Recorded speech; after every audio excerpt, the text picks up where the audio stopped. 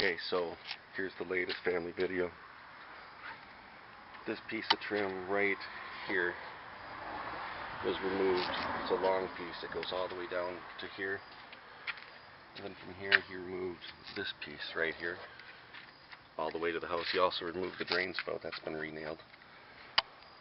And he mounted it up at the top. Over here he took that third row out all the way to the end, and then he could fish it up. In the front of the house there is no fire stop up there, so he could have blown all the way up, but there would have been gaps. So there's a good 10 feet, so it's way over the line on the front side. Come over here, and it's a little bit damp today, otherwise I'd be doing some touch-up work on the paint. So in here, this is this lousy tin material here, and I didn't really know how else to handle it, so right here there is no insulation, because I'm going to put a switch right there, get some layering down here, be a nice difference. But it's going to be a really pain in the butt job too. So I kept that one free of insulation. These other ones, these are what the pine plugs look like and where they blow it in.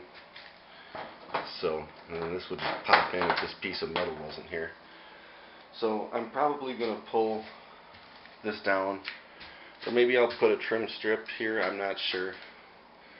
But there's too many easy ways to fix it in this room here, and this room is a renovation project by itself. I might even pull this aluminum out and put in sheetrock in here, because it would just be that wall, and that wall, and that wall. And that would be really easy just to sheetrock it. Then there would be a look of cohesion. Actually, this is just painted white panel. This is just painted white plywood right there. So maybe I'll put that in and make the whole thing look the same, because this aluminum here isn't necessary. And it looks bad, and to pull it down, this is all like one enclosed piece, and that would have upped the fee a little bit. So anyway, I come in here, Mom was wondering about this room. Besides being this house being a real mess, and has been for quite a while, I haven't touched much in here really. You know, I've got the old Thermomatic air conditioner going. Once I nicen this house up, I'll have to retire that thing. It's really good air conditioning though. Right here, these are the lights that I bought at the garage sale. They look really old, but they're brand spanking new. So I mounted these up here. That's kind of like the candelabra look. And I bought new bulbs at Home Depot. They cost more than the lights, the fixtures themselves. So I don't know, but it does really, they really are bright bulbs though, and it really lightens this place up. Plus I'll have a fan up there again soon. So you were asking about that. In the kitchen I had to move some plugs around, so I moved this plug up a little higher, and it's just going to be a countertop plug. This is going to be a switch for the garbage disposal and a switch for the up top light. Right here is going to be the plug for the garbage disposal.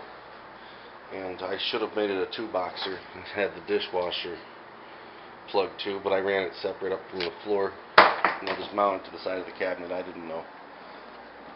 So anyway, put that in here. Right here I ran a new wire for a new plug. This one's not GFI. I don't know if it should be or not. I don't really care. It's far enough away. But this plug here is for where the coffee maker would be, or something like that, because this is going to come across here with the material. So I still have lots of sanding to do. Well, not lots, but I have to sand this wall one more time, real fine coat it. Where I patched the ceiling up here, that's going to need to be sanded and patched. So that's something that needs to be done. Plus over here, this is going to take a lot of sanding, but it'll all be pretty easy, and a little bit on the ceiling. So probably about a good hour of sanding left to do, which I'm not going to do until the cabinet company calls. My big concern here, going back to the living room,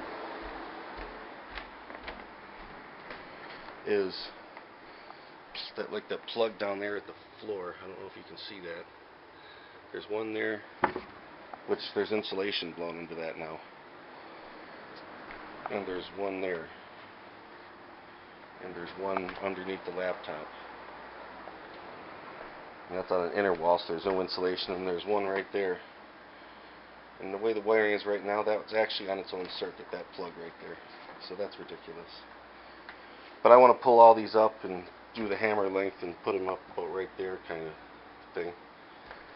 So it shouldn't be too big a deal to fish the wire out, but my idea is to just cut these boxes out with the air compressor and the grinder, and just grind the boxes out of the wall, pull them out, use that as an access point to fish the wire through. Because I'm going to put a piece of trim over around it just like we were going to do in the kitchen. So that's my plan there. Then my plan is also to sheetrock the ceiling, because I can't handle this stuff at all. This is State Road Elementary School revisited. No good. So another project that I just did, I don't know if I put this on video and put it up on YouTube or not, but there's this light switch here, which Thad thinks this is hilarious for whatever reason. But it's a light switch, and I put a three-way switch up to that light switch up there, and I put in this paneling here rather than doing, because it's just the basement entrance, I figure who cares. I'll just put a piece of trim up through here and up through there. But yeah, this is just trim, and it was cheap. I got damaged trim, so this was $14 for all this trim here. And it's mounted up, it's glued in. It was a lot less work than drywalling it. So, and there's insulation behind this wall now too. You can actually see it. It blew out. I had to sweep the stairs and everything. So, another thing that's really cool is if you look, like right up here in this, here if you can see it in this rafter, actually not that one, but in this one over here, you can see where the insulation blew through to the basement, so it really plugged those holes, which is really good. With the electric, these are the really old electric wires that are super hard to work with and super frail and brittle. And I've got a few junction boxes where, like that one's my own tape job. This is so brittle, and there's only two wires, one in, one out. This box does nothing. Additionally, on the same circuit, I've got it whittled down where this box is just to go through, so that does nothing.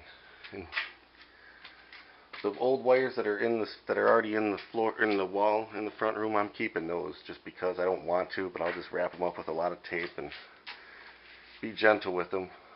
So down here, I'd like to replace as much old wiring as I can, but in the walls upstairs, it's too much hassle to try and run a new wire through. I'll just keep the old ones and shorten them. I'm thinking out of the box for that plugs, for that wall of plugs, I'm just going to start running along down here, daisy chain it. And once I come to over here where I'm going to do that light switch on the porch, I got to rewire this over here. That's going to be a really crappy job. But I also had this here, which I did myself, but it's supposed to be a junction box to run other electricity out to the porch if I need to, because the only thing there now is a plug on that circuit. So I wanted to tie the light in from over there, which could present some challenges, as you know. So anyway, I hope that didn't bore you. I hope that makes sense. But that's what I want to do. And the guy for $100 labor wants to insulate my floors down here, because I guess that's code in the area, and it kind of does make sense because these old windows and stuff are super leaky and old. So his idea there I don't think is a bad one. I need to still finish this heater duct right there. That doesn't go to anything right now. So anyway, that's where I am.